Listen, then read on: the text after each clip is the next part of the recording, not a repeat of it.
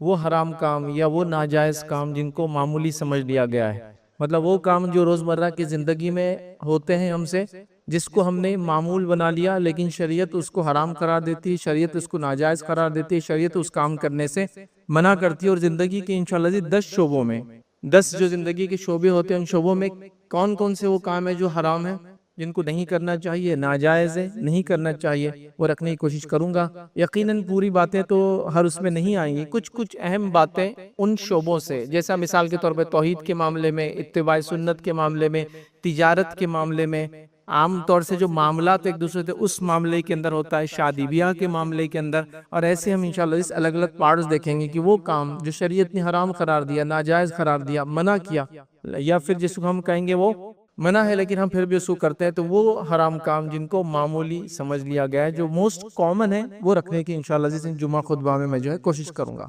اب آئیے، سب سے پہلی چیز تو آج ہمارے سوسائٹی اور سماج میں ہم دیکھتے ہیں کہ لوگوں کو لا علمی کی وجہ سے ابھی تقریباً ہر چیز کا تعلق جہالت سے ہے، یاد رکھیے، لا علمی سے ہے۔ لوگوں کو دین اور شریعت کا علم نہیں ہے، جس کے نتیجے میں حلال کو حرام اور حرام کو حلال سمجھا جا رہا ہے۔ مطلب اس حد تک چیزیں جا چکی ہے کہ جس کو کہیں گے مثبت منفی ہو چکا ہے، منفی مثبت ہو چکا ہے، مطلب پازیٹیو نیگیٹو ہو چکا ہے، نیگیٹو پازیٹیو ہو چکا ہے۔ مطلب سماج نے برائی کو ایسے قبول کر لیا، ایسے پی گئے کہ جو حرام ہے وہ حلال نظر آنے لگ گیا، بلکہ ایسا لگتا ہے یہ وے آف لائف ہے، زندگی جینے کا یہ طریقہ ہے، اگر اس پہ نہیں چلیں گے تو کیسے جئیں گے زندگی؟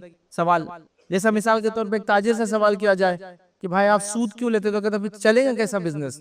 لاجیکل کوشچن ہے، چلے گا کیسا پھر بزنس؟ صحیح بات ہے۔ تو مطلب سوال یہ آتا ہے، اور جھوٹ بولنا حرام ہے، لیکن پھر مال بکے گا کیسا جھوٹ بولے بغیر؟ کیسے ہو سکتا ہے یہ؟ مطلب حرام کو جینے کا طریقہ بنا لیا گیا ہے، بلکہ سوال کیا جا رہا ہے اگر ایسا نہیں تو پھر کیا؟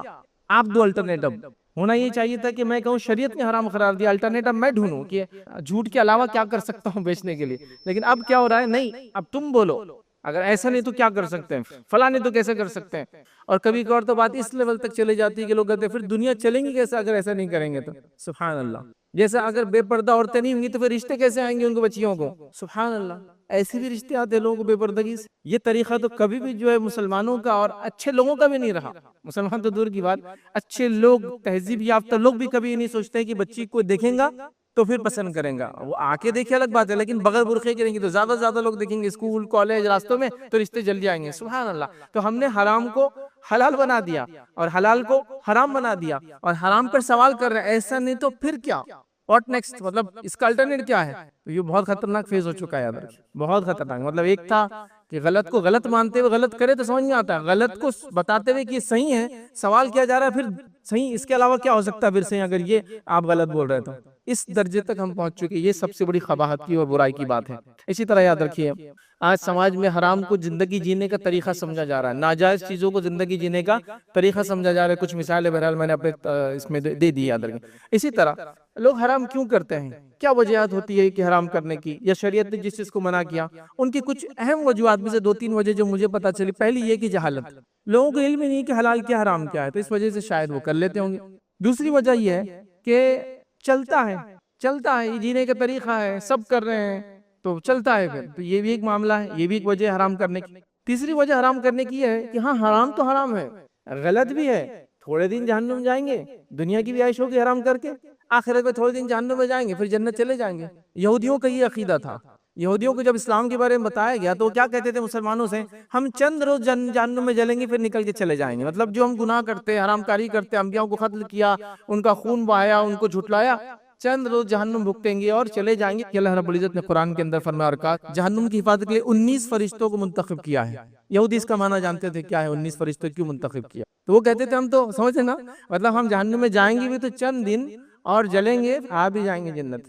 تو کچھ مسلمانوں کا بھی عقیدہ ہے تھوڑے دن جہنم میں جلیں گے حرام کر لے تو اس سے زیادہ کیا، لیکن دنیا کی بھی عیش، آخرت کی بھی عیش، دیکھو یہاں حرام کو حلال کر کے عیش کر لی، تھوڑے دن جہنم میں چلے گئے، اس کا بدلہ مل گیا، اب جنت میں چلے جائیں گے۔ تو یہ غلط فہمی بھی شاید وجہ ہوتی ہے۔ تو یہ 2-3 غلط فہمیاں مجھے نظر آئی، شاید ان وجوہات کے بنیاد پر مسلمان بھی حرام کو حلال اور حلال کو حرام کے درجے تک سمجھنے لگ گئے۔ یاد رکھیں، اسی طرح یاد رکھیں، یہ اللہ رب العزت کا فضل و جود اور کرم ہے کہ اس نے حلال کیا اور حرام بتا دیا، اور حرام یاد رکھیے اس میں نقصان ہے، اس لیے اس کو حرام قرار دیا گیا۔ مطلب حرام کو ایسی چیز بھی نہیں کہ آپ کو فائدہ دے رہی ہے اور اس کو منع کیا گیا۔ حرام آپ کو نقصان دیتا ہے، لیکن آپ یہ سوچ سکتے ہیں ٹیمپرری تو فائدہ ہوتا ہے اس سے، جیسے کہ نشہ کر لوں تو ٹیمپرری بڑا مزہ آتا ہے عارضی طور سے، سمجھ رہے آپ؟ لیکن اس کا پرابلم کیا معلوم آپ کو؟ آپ تھوڑا پیئیں گے مزہ آئے گا، پھر مزہ چلے جائیں گا، پھر زیادہ پیئیں گے پھر مزہ آئے گا، پھر مزہ چلے جائے گا، پھر زیادہ پیئیں گے پھر مزہ آئے گا، پھر مزہ چلے جائیں گا۔ تو حرام کی لذت ایک حد کے بعد ختم ہو جاتی ہے، پھر مر ہی جائیں گے، اس سے زیادہ پیئیں گے تو پوائزن ہو جائیں گا نشہ، تو اس کی ایک حد رہتی ہے۔ لیکن حلال کی لذت ہی الگ ہے، وہ لمٹ لیس ہوتی ہے، اس کی کوئی لمٹ نہیں ہوتی، یہ بات بھی آپ سمجھیں۔ تو حرام چیزیں آلریڈی نقصان دہ ہیں، اس لیے شریعت نے کہا کہ اس کو مت کرو۔ تو دیکھیں ڈبل فائدہ، ایک ہمارے لیے نقصان دہ بھی ہے، دوسرا اللہ کا حکم مان رہے بول کے ڈبل فائدہ اٹھا رہے، اللہ کی اطاعت کرنے کا بھی فائدہ، نقصان دہ چیزوں سے بچنے کا بھی فائدہ۔ جوا حرام ہے، کیوں حرام ہے؟ انسان سب کچھ لٹا دیتا ہے، جان مال عزت آبرو جائیداد زمین ملک سلطنت بیوی بچے سب کچھ سب چلا جاتا، تو اس لیے حرام قرار دیا۔ اب تھوڑی لذت تو آتی ہے، لیکن جوا میں پیسے ہارنے اور جیتنے میں انسان کو لذت نہیں آتی ہے، اس کو کھیلنے میں لذت آتی ہے ایکچولی، اس کی پوری اسٹڈی ہے بہرحال، جوئے کے اوپر پورا میرا ایک لیکچر ہے، اس کو کبھی دیکھیا بہرحال۔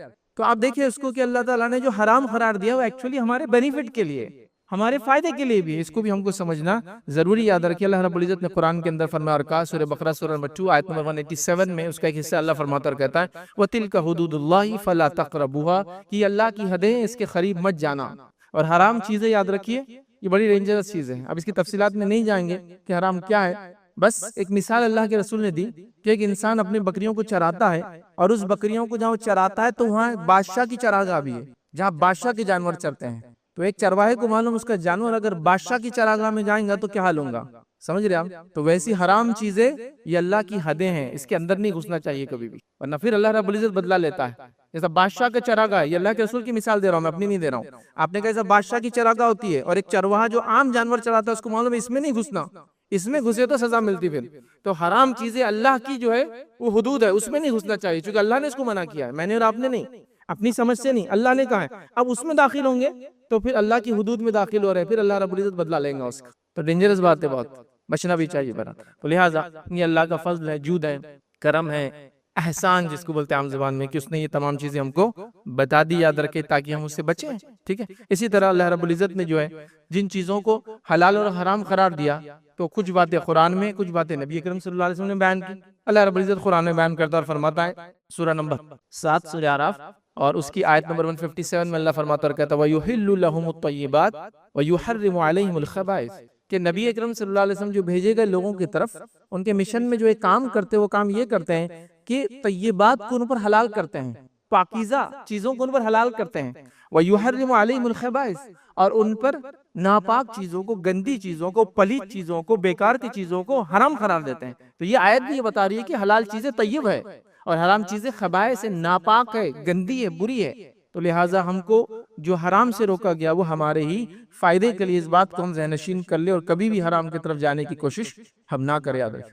یہ بڑی اہم چیز ہے، یاد رکھیں، یہ بڑی اہم چیز، اور اس کو سمجھنے کی ضرورت ہے، یاد رکھیں، اس کو جب نہیں سمجھتے تو سارے مسائل اور پرابلمز چالو ہوتے ہیں۔ آئیے نبی اکرم صلی اللہ علیہ وسلم نے اس بات کو ایک حدیث کے اندر اس طرح سے فرمایا اور یوں کہا، یاد رکھیں حدیث کے اندر، کہ ایک انسان، ایک راستہ ہے، سیدھا راستہ ہے، اس راستے کے دونوں جانب جو ہے دروازے ہیں، مطلب ایک شہرہ ہے، بڑا راستہ ہے، اس جانب دونوں جانب دروازے ہیں، ان دروازوں کے اوپر پردے لگے ہوئے ہیں، ان دروازوں کے اوپر پردے لگے ہوئے ہیں، ٹھیک۔ اور جب انسان جو ہے ایک آدمی جو سامنے دروازہ ہے اس راستے کے، اور اس دروازے ایک سائیڈ ایک انسان کھڑا ہے اور وہ کہتا ہے لوگوں میری طرف آؤ۔ ایک آدمی جب پردے کو ہٹانے کی کوشش کرتا ہے تو کہتا ہے انسان اس پردے کو مت ہٹانا، اگر تو نے اس کو ہٹایا تو اس میں سے تو گزر جائیں گا۔ پھر نبی اکرم صلی اللہ علیہ وسلم نے اس کا پورا معنی سمجھا، جو شہرہ ہے وہ صراط مستقیم ہے، جو سیدھا راستہ ہے جس پہ گیٹ دروازہ ہے وہ صراط مستقیم ہے، یاد رکھیں، ٹھیک ہے۔ وہ جو اوپر سے شخص آواز دے رہا ہے لوگوں میری طرف آؤ، وہ قرآن ہے جو لوگوں کو ہدایت کی طرف صراط مستقیم کی طرف بلاتا ہے۔ جو راستے کے دونوں طرف دروازے، لیفٹ اینڈ رائٹ سائڈ، یہ اللہ کی حرام کردہ چیزیں ہیں، مطلب راستے کے اندر دروازے جس میں جا سکتا ہے آدمی لیکن حرام کردہ چیزیں، اس پر اللہ نے پردے بھی ڈال دیے ہیں کہ مت دیکھو اس کے طرف، مت جاؤ، مطلب بتا دیے گئے۔ جب انسان سیدھے چلتے چلتے اس راستے اس پردے کو ہٹانا چاہتا ہے تو جو شخص آواز دیتا ہے انسان اس کو کھولنا مت اس پردے کو، ورنہ تو اس میں سے گزر جائیں گا۔ ایک مومن کا دل ہے وہ جو گواہی دیتا ہے کہ یہ حرام ہے مت کرو، یہ حرام مت کرو، لیکن آدمی اس کو دباتا ہے اور پھر مار دیتا ہے اس کو، پھر شروع کر دیتا ہے حرام کرنا۔ دیکھیں حرام جب شروع کرتا ہے نا تو بہت ملامت ہوتی ہے تھوڑے دن، لیکن بعد میں ختم ہو جاتی ہے۔ تو بہرحال اس کا دل اس کو ملامت کرتا ہے غلط ہے مت کرو، غلط ہے، لیکن آدمی دلاسائے دیتا، ریفرنسز ڈھونڈتا، دلائل نکال ہی لیتا اپنی بات کو ثابت کرنے کے لیے۔ بہرحال تو یہ ایک مثال دی گئی قرآن کیسے بلاتا ہے ہدایت کی طرف، اور حرام چیزیں کیسی ہے جو صراط مستقیم پہ ہے اور وہ رکھی گئی ہے، اس پہ پردے ہیں، اس میں جانا نہیں چاہیے۔ بہرحال اسی طرح یاد رکھیے حرام حلال کے تعلق سے اللہ رب العزت کے فضل اس نے ہم کو بتا دیا تاکہ اپنی نفسوں کو ہم بچا لے، یاد رکھیے۔ اسی طرح یاد رکھیے ہمیں چاہیے کہ حرام چیزوں کو چھوڑ کر یاد رکھیں، اور وہ بہت کم ہے، یہ بات بھی بڑی خاص ہے۔ حرام چیزیں بہت زیادہ نہیں ہے کیا بولیں گے وہ لمٹ لیس حرام ہے، چند چیزیں حلال ہے، نہیں، تقریباً چیزیں حلال ہے، چند چیزیں حرام ہے، یہ بڑی خصوصیت یاد رکھیں۔ دیکھیں تجارت میں سب کچھ حلال ہے، صرف سود حرام ہے۔ کھانے پینے میں سب کچھ حلال ہے سوائے مردار، غیر اللہ کا نام جس پہ لیا گیا، مردار، سور کا گوشت اور خون، یہ حرام ہے، باقی سب حلال ہے۔ دیکھیں کتنا آسان ہے۔ وضو ہمیشہ رہتا ہے، انسان اگر کر لے تو چند چیزوں سے ٹوٹتا ہے، وہ بتا دی گئی، تو کیا حرام ہے بتا دیا گیا۔ مطلب ایسا نہیں کہ ہر چیز حرام حرام حرام حرام حرام، ایک آدھ حلال، نہیں، حلال حلال حلال حلال، اس سے ایک آدھ چیز حرام ہے، بہت قلیل چیزیں ہیں، تھوڑی چیزیں حرام ہیں۔ دیکھیں نا صرف سود حرام ہے تجارت میں، باقی سب حلال ہے۔ اب کیا سب چیزیں آپ کو اجازت دی جا رہی، صرف کہا سود پہ مت کرو، کتنی بڑی بات ہے۔ کھانے میں 4 چیزیں منع کی گئی، باقی کھائے سب کھا سکتے ہو تم، ہاں پسند نہیں ہے تو مت کھاؤ، ایک الگ بات ہے۔ اب کوئی سوال کریں گے جام کھانا حلال ہے حرام ہے، اس کی کوئی دلیل کی ضرورت نہیں، چاروں میں سے ہے کیا، غیر اللہ کے نام پہ لیا گئی چیزوں میں سے ہے کیا، سور کا گوشت ہے کیا، وہ ہاں ٹھیک ہے، تو یہ 4 چیزیں بس منع کی گئی، بس اس میں نہیں ہے تو پھر حلال ہے نا۔ تو یہ بڑی اہم چیز ہے، تو حرام بہت کم چیز ہے، حلال تقریباً ہر چیز حلال ہے اس کے علاوہ، تو اس بات کو بھی سمجھیں، تو یہ اللہ کا بڑا فضل ہے، یاد رکھ۔ اب ہم کو اس کو سمجھنے کی ضرورت، اب اللہ نے حلال اور حرام کیوں رکھا؟ کوئی سوال کر سکتا ہے، نوجوان ہے، لاجیکل کوشچن پوچھتے ہیں نوجوان، پوچھنا چاہیے، اچھی بات ہے، کوئی بری چیز نہیں ہے۔ تو حرام کیوں کیا، اس سے کچھ حکمتیں بتائی جاتی ہے۔ تو پہلی حکمت یہ کہ اللہ اس سے آزمانا چاہتا ہے، آپ کو ٹیسٹ لینا چاہتا ہے، ٹھیک ہے، کہ رکتے ہو یا نہیں رکتے ہو، سنتے ہو یا نہیں سنتے ہو۔ دوسرا امتحان ہے جنتی اور جہنمیوں کے بیچ میں جو اللہ لینا چاہتا ہے، کہ کون بندے جو سن کے آتے ہیں اور کون بندے جو نہیں سن کر آتے ہیں، تو یہ امتحان ہے جنتی اور جہنمیوں میں کیا۔ تیسری وجہ جو بتائی گئی وہ یہ مومن اور منافق کا فرق، مومن تو اللہ اور اس کے رسول کی بات چاہے سمجھ میں ہو نہ سمجھ میں ہو عمل کر لیتا ہے، منافق کا ایسا رہتا ہے کہ اس نے تو راستہ نکالنا ہی ہے، سوال کر کے چونکہ سو کرنا نہیں ہے، تو مومن اور منافق کا فرق۔ اسی طرح جو چوتھی وجہ جو بتائی جاتی ہے وہ یہ ہے حلال میں فائدے ہیں، حرام میں نقصان ہے، تو اللہ لوگوں کو بچانا چاہتا ہے نقصان سے اور دینا چاہتا ہے فائدے۔ حرام میں نقصان ہے، حلال میں فائدے ہیں، تو اللہ فائدے دینا چاہتا ہے، مومنوں کو نقصان سے بچانا چاہتا ہے۔ شراب پینے والی قومیں برباد ہو گئی ہیں، جوا کھیلنے والے ملک کے ملک برباد ہو چکے ہیں، زنا کرنے والے ملک برباد ہو چکے ہیں، بچے پیدا نہیں ہوتے ان کے پاس، اب ان کو آبادیوں کے لیے وہ ہمارے ایسے ملکوں کو کہہ رہے بھائی بھیجو لوگوں کو، ہر سال ہم کو 2-5 لاکھ لوگوں کی ضرورت ہے۔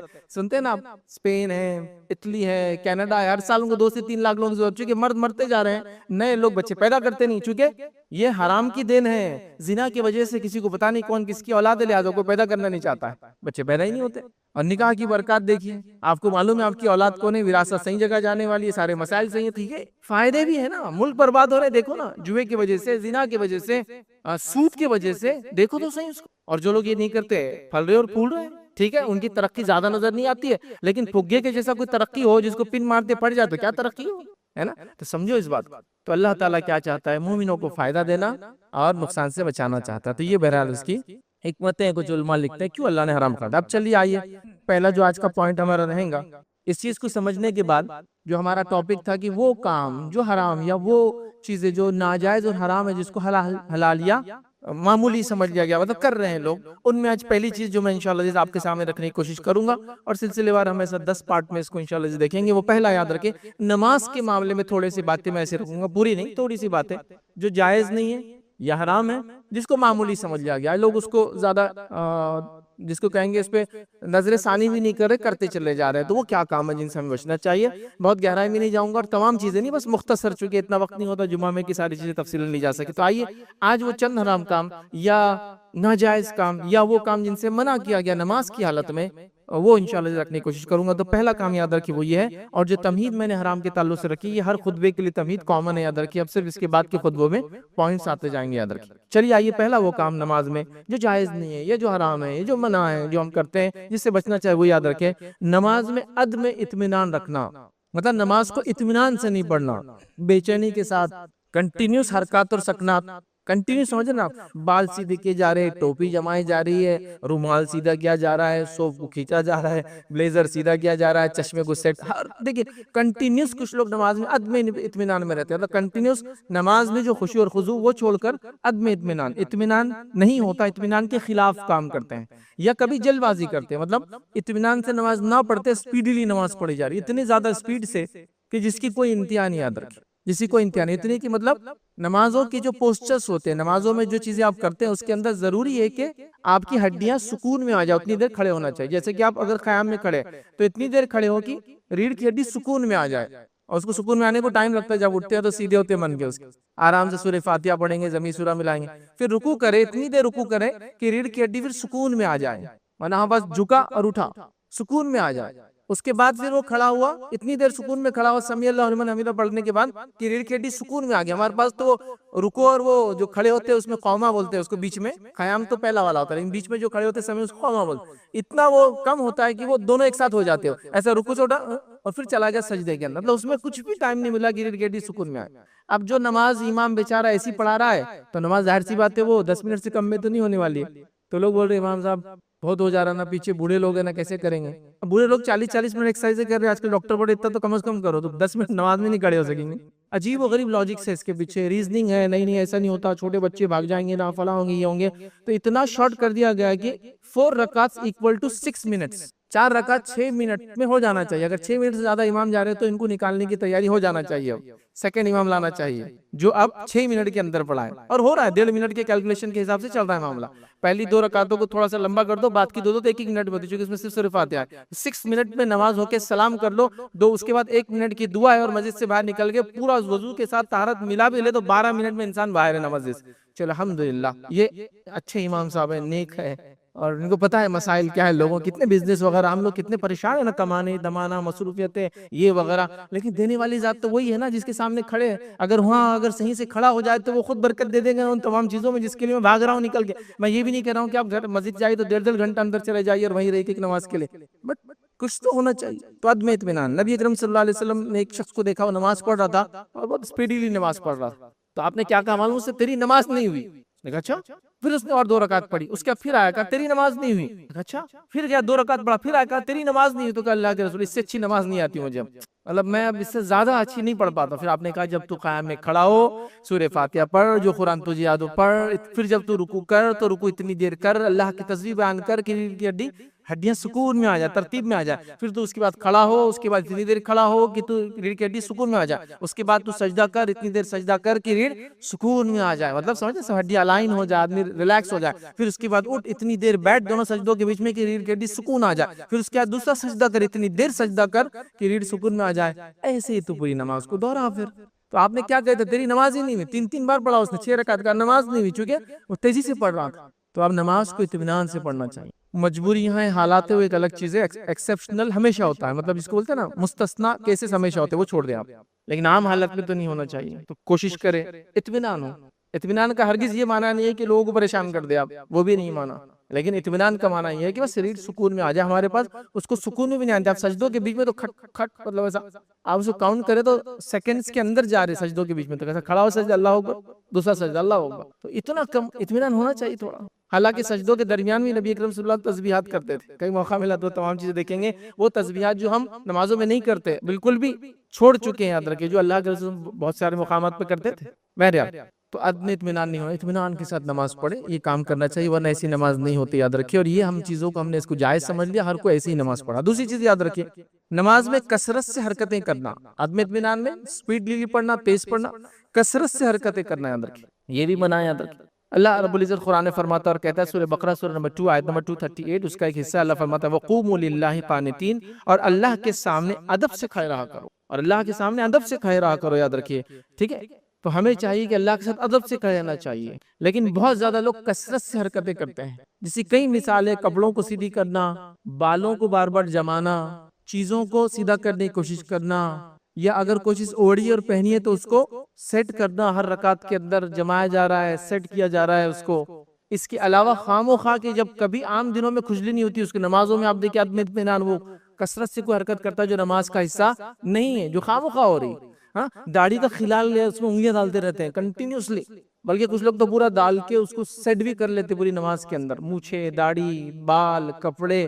اور یہ غیر شعوری طور سے، مطلب وہ ہو سکتا کانشیسلی نہیں کرتے، اپنے اس کو بولیں گے ہوش میں نہیں، لیکن وہ ایک آدمی کیفیت میں کھڑا ہے تو اب اس کو عادت ہی ہوگی کہ رکعت باندھے تو بس شروع ہو جائے، بس رکعت باندھتے ہی سب چیزیں شروع ہوتی ہیں. حالانکہ عام حالت میں کبھی وہ کسی کلائنٹ کے سامنے بزنس پہ ایسا یوں نہیں کریں، ہاں کیا ہونا آپ کو نہیں کریں گے. لیکن نماز میں آتے ہی دیکھیے عدم اطمینان، اور اس کی مختلف حرکتیں، مطلب جس کو میں گنوا بھی نہیں سکتا ہوں، نیچے سے اوپر تک، چھوٹی سے بڑی تک، ایکسٹرا حرکتیں کچھ تو مطلب اتنی زیادہ ایکسٹرا حرکتیں کہ وہ پارٹ ہی نہیں نماز کا، لیکن اتنا زیادہ کیا جاتا ہے کہ نماز کا پارٹ نظر آتی ہے۔ دیکھیے اب کرتا پاجامہ پہنا ہوں، جب بھی رکوع سے اٹھتا ہوں وہ پارٹ ہے، مطلب وہ اس کو یاد بھی نہیں رکھنا، اس کو سیدھا کرنا ہے، وہ اس کا حصہ نہیں ہے نماز کا، کبھی ہو جاتا ہے اب کٹک جاتا ہے، ٹھیک ریگولرلی وہ عادت بن جاتی ہے، پھر ایک ٹائم آتا ہے وہ آپ اس کو سوچتے بھی نہیں اور کرنے لگ جاتے، مطلب وہ بغیر سوچے سمجھے ذہن عادی ہو جاتا ہے، کرتے کو سیدھا کیا جا رہا ہے، ہم مطلب اتنا زیادہ جس کے اندر اٹھتے ہی ہاتھ ڈالا جا رہا ہے بالوں کے اندر، ٹھیک ہے آپ بال جمائیں، بالوں کو باندھ لے، نہیں تو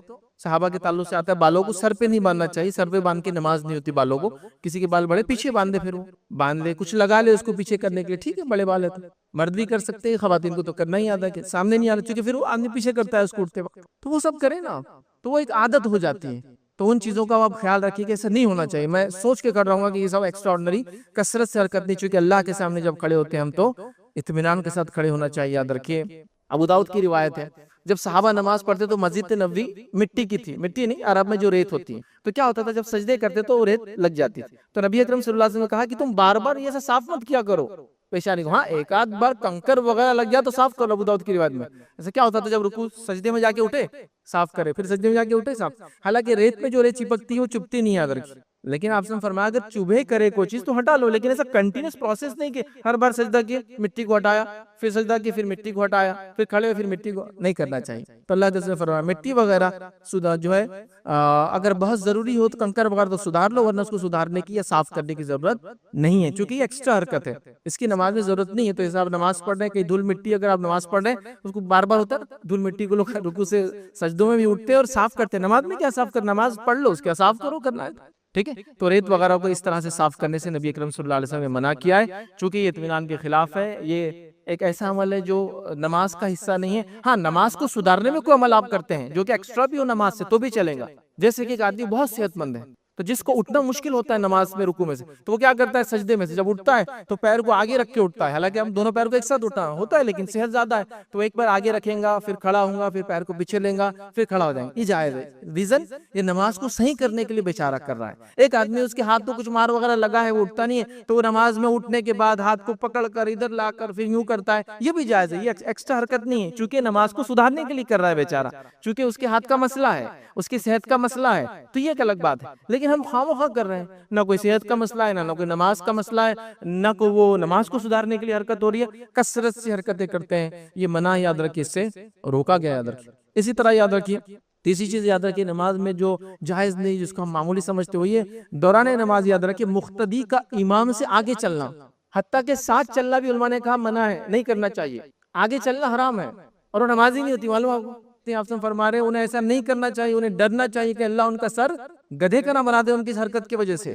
ہمارے پاس تو مطلب ایک سسٹم بنا ہوا ہے، سسٹم کیسا بنا ہے، میں یہ امام صاحب کے پیچھے پڑتا ہوں ماشاءاللہ، مجھے ایگزیکٹلی معلوم ہے امام صاحب کتنی دیر میں اٹھ جاتے رکوع سے، تو ان کے بولنے سے پہلے میں اٹھنا شروع کر دیتا ہوں، کامن ہے بالکل، آپ دیکھیں گے کبھی آپ نماز پڑھ رہے ہو سامنے والا رکوع میں جا رہا، میں تو قاعدے میں رکوع میں کیسا، اس کو معلوم امام صاحب رکوع میں جھکنا شروع ہو گیا، سائڈ سے دیکھ لیا شروع ہو گیا ہو۔ آپ رکوع یا کوئی بھی حرکت نماز میں جب تک نہیں کر سکتے جب تک امام کی آواز نہ آئے، اس کے ایکشن پہ آپ کو ایکشن نہیں لینا ہے، اس کے آواز پر ایکشن لینا ہے آپ کو، جب وہ کہ اللہ اکبر جب یہ سنے تو ایکشن لینا ہے، اس کے ایکشن کو دیکھ کے آپ ایکشن شروع نہیں کر سکتے، جیسا کہ امام صاحب نے یوں کرا تو آپ کھڑے ہو گئے یوں کر کے، اس سے پہلے شروع ہو گئے، نہیں، آواز آنا چاہیے اس کے اللہ اکبر، تب آپ کریں گے اللہ اکبر، اللہ اکبر رکوع میں جا رہا ہو، تب آپ آواز پہ، اس کے ایکشن پہ نہیں، کہ دکھ رہا ہے کہ سامنے کھڑا ہے تو جھک رہا ہے تو میں بھی جھک جاؤں، نہیں، چونکہ آپ کو اس کا حکم سننا ہے جب وہ دیتا ہے، جب وہ حکم دیں گا مطلب اللہ اکبر کہیں گا یہ حکم ہے، اب آپ کو ایکشن شروع کرنا ہے۔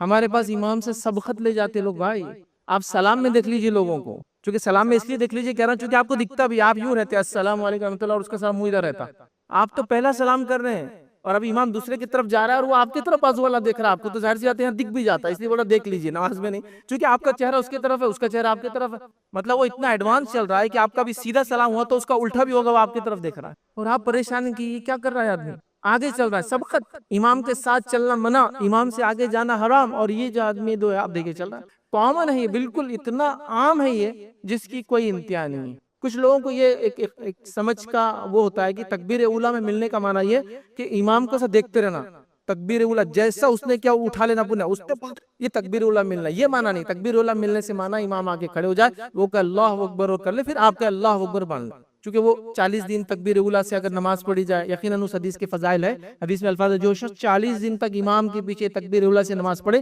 اللہ اس کو نفاق سے بری کر دیتا ہے، یہ صحیح روایت ہے۔ لیکن اس کا یہ معنی نہیں، لیکن وہ ایسا کہ امام ہاتھ اٹھاتے آپ بھی ہاتھ اٹھا کھڑے ہو جاؤ اس کے پیچھے، اس طرح جیسے یوں کر آپ بھی یوں کر، اللہ اکبر، نہیں ویسا معنی نہیں، یہ کامن ہے۔ اس سے آگے جانا، رکوع میں اس سے پہلے جانا، سجود میں اس سے پہلے جانا، سلام میں اس سے آگے سبقت کر دینا، عجیب و غریب چیزیں یاد رکھیں۔ مطلب نماز کے معاملے میں تو میں اتنی چیزیں بتا سکتا ہوں جو اس کا پارٹ نہیں، جو اس کا حصہ نہیں، کبھی کبھار جائز نہیں، کبھی کبھار ایکسٹرا کرتے ہیں، لیکن ہم نے اس کو نماز کا حصہ بنا دیا۔ کئی چیزیں وقت نہیں یاد رکھی، نماز کا معاملہ کبھی اور ہم دیکھیں گے، اتنے زیادہ چیزیں ہیں۔ جیسے مثال کے طور پہ تکبیر اولیٰ لے لیجیے، ایک مثال دیتا ہوں خالی۔ تکبیر اولیٰ نبی اکرم صلی اللہ علیہ وسلم کانوں اور کاندھوں کے بیچ تک ہاتھ اٹھاتے، تو آپ جہاں تک بھی اس کے بیچ میں اٹھانا چاہے کر سکتے ہیں تکبیر اولیٰ میں، تو کانوں سے اور کاندھوں کے بیچ آپ ہاتھ اٹھاتے ہیں، لیکن ہمارے پاس کانوں کو ہاتھ لگانے کا سسٹم ہے، آپ ہاتھ لگاتے کہیں بھی ثابت نہیں، کسی روایت سے ثابت نہیں۔ لوگوں کو دیکھا جائے اور آپ کے ہاتھ سیدھے ہوتے ہیں، قبلے کی طرف ہوتے ہیں، ہمارے ہاتھ قبلے کی طرف بھی نہیں ہوتے، یوں اٹھاتے تکبیر اولیٰ کے لیے اور یوں لگا کے یوں مانتے۔ ارے یہ کیسے ہوا؟ یہ کہاں سے آپ نے کانوں تک ہاتھ، حدیث میں الفاظ ہے کاندھوں سے کانوں، تو پتہ چلا کاندھوں سے کانوں کے بیچ میں آپ کہیں بھی رکھیے تکبیر اولیٰ میں، لیکن لگانا ٹچ کرنا، پھر ٹچ کرنے کے بعد ایک عجیب سسٹم ہے سب کے پاس ہے، مطلب یوں ہاتھ لگایا اور پتہ نہیں یوں پیچھے آ جا کے یوں آ جا، کیا رہتا ہے مجھے کبھی نہیں سمجھاؤ، مطلب پورا ایک ایکشن ہے، مطلب اس کے پیچھے آپ بولیں گے کیا کر رہا ہے یہ آدمی، مطلب یہ ہاتھ پیچھے کیوں لے گیا اس نے، مجھے بھی نہیں پتا کیوں پیچھے لے گیا اس نے، لیکن وہ کر رہا ہے۔ ہاتھ اٹھایا، ہاتھ باندھنا تھا آپ کو، پیچھے لے جانا کیا تھا، یہ مجھے بھی نہیں سمجھ میں آیا، لیکن وہ کیا جا رہا ہے، یوں کیا یوں کیا، مطلب وہ اتنے دفعہ ہاتھ باندھنے کے بعد ہاتھوں کو ایک دم مطلب صحیح ہو گئے کہ اس کو پورا ایک چیک کیا جا رہا ہے۔ نماز ایک ایسی عبادت ہے، کوئی ایکروبیٹ نہیں ہو، مطلب کوئی ایکسرسائز نہیں ہو، اس کو آپ نے ہاتھ اٹھایا، آپ نے ہاتھ لے کے باندھ لیا، لیکن پھر وہ یوں جا کے وہ کیا رہتا مجھے نہیں پتا۔ نماز کا بھی، سلام کا بھی سیم حال ہے، سلام کرنا ہے تو السلام علیکم ادھر ہو گیا امام کے پیچھے کرنا ہے، لیکن سلام کے ساتھ ساتھ جو ایکسٹرا عمل ہے وہ پتہ نہیں پھونکتے ہوئے جاتا ہے، ادھر سے ادھر پھونکتے ہوئے جاتا ہے، ادھر سے ادھر پھونکتے ہوئے جاتا ہے۔ یہ پھونکنے کا سسٹم بھی ثابت نہیں، کہیں سنت میں نہیں آتا کہ اللہ کے رسول نماز میں پھونکتے تھے سلام کے ٹائم پہ۔ دیکھا آپ نے لوگوں، کچھ لوگوں کو تو میں نے یہاں تک دیکھا ایسا کھینچتے ہیں اس کو، پورا پھونکتے ہیں اور پھر السلام علیکم۔ یہ ایڈ کا، یہ پھونکنا کیسے ایڈ ہوا، کہاں سے آیا، یہ پورا عمل ہے، یہ کیسے آپ نے ثابت کیا؟ دم کرنا ہے آپ کو تو نماز کے بعد دم کیجئے اپنے آپ کو، لیکن نماز کو دم کر رہے اپنے آپ پر، اور لوگ کر رہے ہیں، کوئی ان کو روکنے والا نہیں، کوئی ان کو بولنے والا۔ رکعتوں میں کھڑے ہو رہے ہیں، اللہ کے رسول صلی اللہ علیہ وسلم فرماتے ہیں کہ رکعتوں میں جب صف میں جب کھڑے ہو نماز کے لیے تو ایسے کھڑے رہو جیسے فرشتے اپنی صفیں بناتے ہیں۔ فرشتے اپنی صفیں کیسے بناتے ہیں؟ کاندھوں سے کاندھا اور قدم سے قدم لگاتے ہیں، چونکہ آپ نے ایک روایت فرمایا جب تم قدموں کے بیچ میں جگہ رکھتے ہو تو میں نے شیطان کو جو ہے میمنے کی شکل میں، مطلب بکری یا بھیڑ کے بچے کی شکل میں تمہارے بیچ میں آتے ہوئے دیکھا ہے میں نے، تو اس کو نہیں آنے دینا چاہیے، تو صفوں کو کمپلیٹ کرنا چاہیے، قدم سے قدم، کاندھے سے کاندھا۔ ہاں بس ایک سسٹم میں آ کے جھکتے ہیں لوگ اور چار انگل پتہ نہیں بناتے ایسی، اور پھر کھڑے ہو جاتا ہے۔ قدم کیسے لگیں ایک دوسرے کی چار انگلیں بتائیے مجھے۔ میں ان لوگوں کو بھی غلط کہہ رہا ہوں جو اتنا پیر پھیلا دیتے ہیں کہ دو لوگ اکیلے کی جگہ کھڑے ہو جاتے ہیں، وہ بھی غلط۔ پھر تو اس میں کاندھا کیسے ملے گا، قدم تو مل جائیں گا آپ، ہے نا، تو بڑا مسئلہ ہے۔ علم نہ ہونے کی وجہ سے بہرحال میں کتنی چیزیں بتاؤں، بہرحال کچھ چیزیں لایا تھا چن کے، کچھ چیزیں اضافہ بھی ہو گئی اس کے اندر، تو مقتدی کا دوران نماز امام سے آگے چلنا۔ اسی طرح ایک مسئلہ یاد رکھیے، وہ یہ ہے کہ دوران نماز یاد رکھیے انسان کا چہرے کو اوپر اٹھا کے چیزوں کو دیکھنا، نظروں کا اوپر اٹھانا، یہ بھی بنا اور حرام ہے، سمجھ رہے ہیں؟ جس کو میں اپنی زبان میں کہتا ہوں نماز میں گھورا گھاری کرتے ہیں لوگ، بہت بری بات ہے۔ یاد رکھیے نماز آپ پڑھ رہے ہیں اور پورا سروے چالو رہتا ہے ان کا، وہ ادھر دیکھیں گے، ادھر دیکھیں گے، اوپر دیکھیں گے، اور کبھی کبھار تو ایسا ہوتا ہے کہ آپ ان کو دیکھتے ہوئے چلے، وہ آپ کو دیکھتے رہتے اتنی دیر تک۔ کسی نے مجھ سے ایک بار مسئلہ پوچھا کہ جو نماز میں نماز پڑھتے پڑھتے ہم کو دیکھتے ہم کیا کرتے، میں نے کہا ان کو ادب سے سلام کر دیں، پھر دیکھیے ان کو یاد آ جاتا، پھر جب جواب تو غلطی سے دے دیں گے پھر یاد آئے گا کہ غلطی ہوئی۔ اگر آپ سے نماز کے بعد پوچھے کہ سلام کیوں کیا تھا تو آپ بولنا آپ مجھے دیکھ رہے تھے، مجھے لگا آپ انتظار کر رہے میرے سلامتی کا، تو میں نے کر دیا آپ کو سلام۔ مجھے کیا نماز میں آپ کنٹینیوس دیکھتے ہیں؟ نماز میں آپ کو کہاں دیکھنا ہے؟ جہاں آپ کا سر ٹکتا ہے جا کر۔ رکوع کے اندر آپ کو کہاں دیکھنا ہے؟ جہاں آپ کا سر ہوتا ہے، یا دوسری بات میں آتا ہے جہاں آپ کے دونوں انگوٹھے ہیں، آپ دونوں میں سے کوئی جگہ دیکھ سکیں، لیکن پیٹھ سیدھی ہونا چاہیے اندر۔ آپ قاعدے میں بیٹھے تو کہاں دیکھیں؟ جہاں انگلی آپ حرکت کرتے انگلی کو دیکھیں اپنے، یا پھر سجدے کی جگہ کو دیکھیں۔ لیکن ہم نماز میں لوگوں کو دیکھ رہے ہیں، پورا مطلب اتنا عجیب آکورڈ ہوتا ہے کہ یار آدمی نماز میں دیکھ کیسے سکتا ہے؟ نبی اکرم صلی اللہ علیہ وسلم فرمایا وہ لوگ جو نماز کی حالت میں اوپر دیکھتے ہیں انہیں ڈرنا چاہیے کہ ایسا نہ ہو کہ وہ اندھے ہو جائے، ان کی بینائی چھین لی جائے۔ نمازوں میں جو لوگ اوپر دیکھتے ہیں آپ سے فرما رہے ہیں انہیں ایسا نہیں کرنا چاہیے، انہیں ڈرنا چاہیے۔ اور آپ دیکھیے لوگ نمازوں میں اوپر دیکھ رہے ہیں، یہ درست نہیں۔ یاد رکھیے آپ نماز پڑھ رہے ہیں، کبھی عورتوں کے تعلق سے بات کر رہا ہوں، یہ اور بچہ آپ کے ساتھ میں ہے، مرد بھی ہو سکتا ہے گھر میں اکیلا نماز پڑھ رہا ہے، بچہ ساتھ میں سنبھال رہا ہے، ظاہر سی بات ہے پھر وہ ہوتا ہے نا مشکل ہوتا ہے کیسے دیکھنا بھی نماز میں دیکھنا ہی تو گود میں لے کے پڑھیے اس کو. آپ کو اس کو سروے نہیں کرنا نماز میں کہ کیا کر رہا ہے کہاں جا رہا ہے، آپ اس کو گود میں لے کے پڑھے. چھوٹا بچہ ہے تو گود میں لے کے پڑھے. نبی اکرم صلی اللہ علیہ وسلم نے اپنے نواسے کو گود میں لے کر اپنے نواسی گود میں لے کے نماز پڑھائی ہے، صحابہ نے اس کو دیکھا ہے. تو آپ کو ڈر ہے وہ کہیں چلا جائے گا، خطرہ بھی ہے، چھوٹے بچے کچھ بھی حرکتیں کر دیتے ہیں نا، آپ اکیلے بھی ہے گھر پر، گود میں لے کے پڑھے. یہ بات ثابت ہے. اسی طرح اگر آپ مسجد آتے ہیں اور چھوٹے بچے کو لانا ضروری ہے آپ کے ساتھ تو لا بھی سکتے ہیں آپ تربیت کے لیے، لیکن لگتا ہے شرارت کریں گا ادھر ادھر جائیں گا تو آپ گود میں لے کے اس کو نماز پڑھیں گے، بازو نہ کھڑے کرے، گود میں رکھے اس کو. یہ سنت سے ثابت ہے یہ چیز، اور یہ اللہ کے رسول کو دیکھا گیا یہ کرتے ہوئے. مطلب میں کوئی ایسی بات نہیں کر رہا کہ ایک روایت میں ایسی بات آتی ہے، یہ معمول تھا. چونکہ حدیث 7 سال کا ہو تو نماز کو لاؤ، 10 سال کا نہ ہو تو سزا دو اس کو. تو ظاہر سی بات ہے اس سے چھوٹے بچے کو ہی آپ ضرورت پڑنے پہ لا سکتے ہیں، صرف اس کا خیال رکھیں کہ پیشاب پیخانہ ایسی چیزیں مسجد میں نہ کر دے. آج کل ڈائپرز وغیرہ ہوتے ہیں تو مسئلہ حل ہو جاتا ہے.